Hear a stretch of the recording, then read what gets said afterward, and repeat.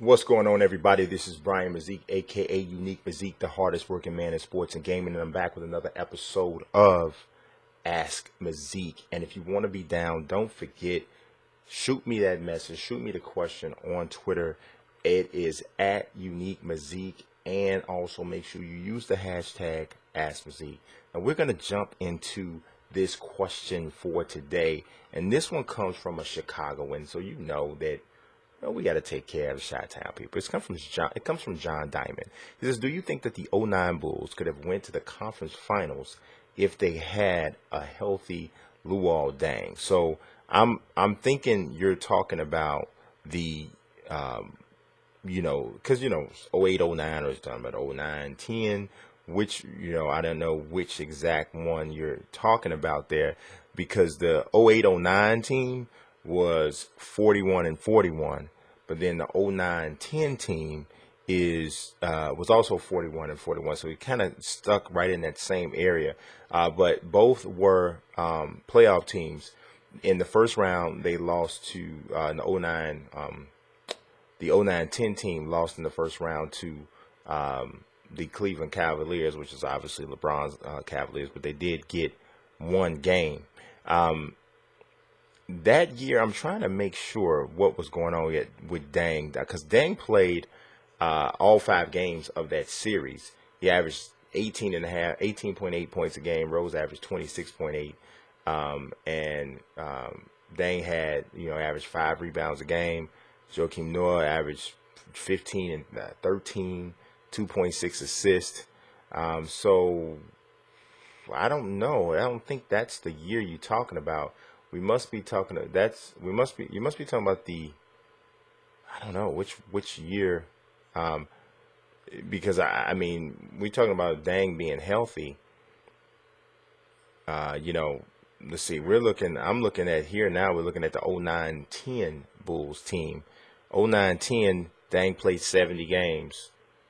I mean, that's relatively healthy. Rose played 78 games a year. Deng 17.6 a game, 7 boards. Let's look at the previous year. Maybe you're talking about '08, '09. '08, '09 is when Deng played in 49 games. I think that's the year he might have gotten sick, and I think he had I forgot what he had, some sort of illness. But I'm trying to remember. They lost in 7 games that year to the Boston Celtics. Yeah, that was a great series. This was Ben Gordon and Ray Allen were kind of going back and forth. I remember that. Went to 7 games. I remember the first play of game 1, Derrick Rose throws an alley-oop to Joakim Noah, like right off the tip. And we're like, whoa, okay, these dudes came to play.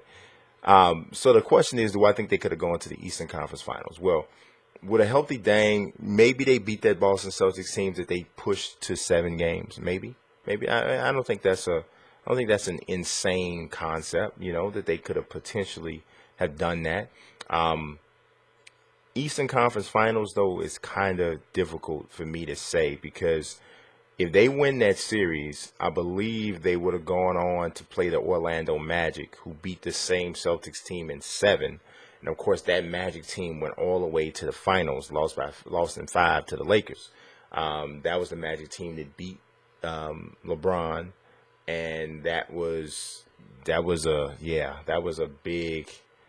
big deal. Obviously, like that kind of like really changed and shaped the next, I don't know, 10 years of the NBA after that. I mean, that was insane, right?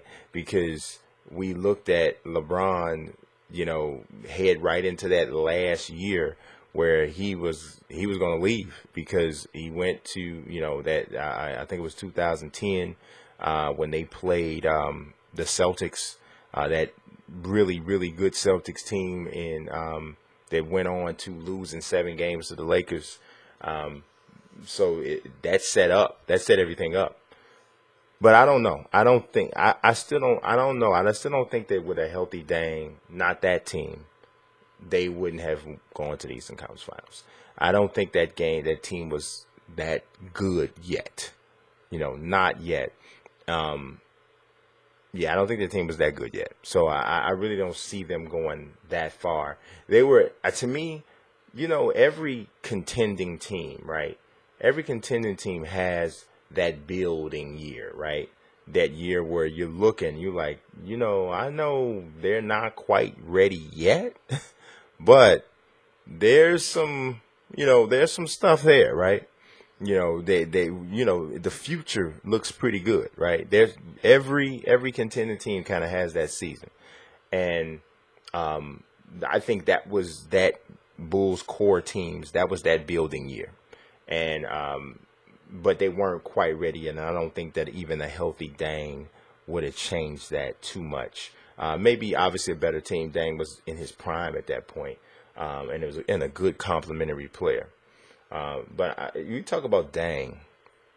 The biggest what if to me for Deng is what if he actually had a post game, because the thing that always stuck in my craw about the Bulls' Eastern Conference Finals loss to the Miami Heat, I'm talking about the LeBron, Dwayne Wade, Chris Bosh team that, the team that went on to lose in the finals to the Dallas Mavericks that first year they were together. The thing that stuck with me most is because they took LeBron off of Luol Deng and they put him on Derrick Rose, and Rose had a tough time shooting over the bigger, stronger LeBron. He had a tough time, and at that point, LeBron was still still an insane athlete, but at that point, he was on a whole nother level of the game athletically. He could guard literally probably 5 positions back then during that time, because he still had the quickness, and, obviously he had size and strength. He could guard a lot of people, and they switched him off at key points in the game and put him on Rose, and it really kind of did slow the Bulls offense down, because the Bulls didn't have enough guys who they could depend on, who could go get buckets. They didn't have anybody else who could create a bucket off the dribble. They had Boozer as a low post guy, but Boozer's lack of length and his lack of explosion made him always. He was a good scorer. A lot of people in Chicago just hate him, but he was a good scorer. But I always considered him one of the easier to stop, easier low post threats to stop in the league, and it was because of the lack of length and the lack of explosion from an athletic standpoint. But the thing of it was Deng was the one who was supposed to make the Heat pay, and because they were guarding him with Dwayne Wade. Dwayne Wade is 6'3". Deng is 6'9", with ridiculously long arms. In my opinion, the counter for putting LeBron on Derrick Rose was to then put Dwayne Wade in the post and make him guard Deng in the post. And to me, that's a matchup Deng should have been able to win. He didn't have a post game, though. See, just being bigger doesn't automatically give you a post game. You have to, especially against a guy like Dwayne Wade, who is physically strong and a very good defender just overall, especially still at that point in his career.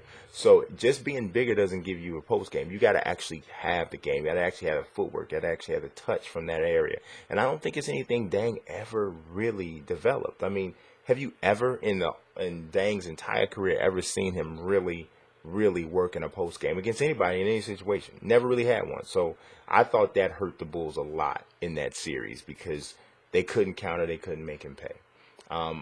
We saw something similar with LeBron. He was on the negative end of this before, where the Golden State Warriors defended Kevin Love with Klay Thompson in the post, and the Cavs couldn't make the Warriors pay for this matchup. They were cheating off of him and saying, hey, Klay's a good defender. He's only about 2 inches shorter than Kevin Love, even though he plays shooting guard and Kevin Love plays power forward, center sometimes. We're going to let him guard him. And Kevin Love could not take advantage of it to the point where they needed to bring a double team, or they had to change what they were doing defensively. And I think that same thing happened with the Heat and the Bulls.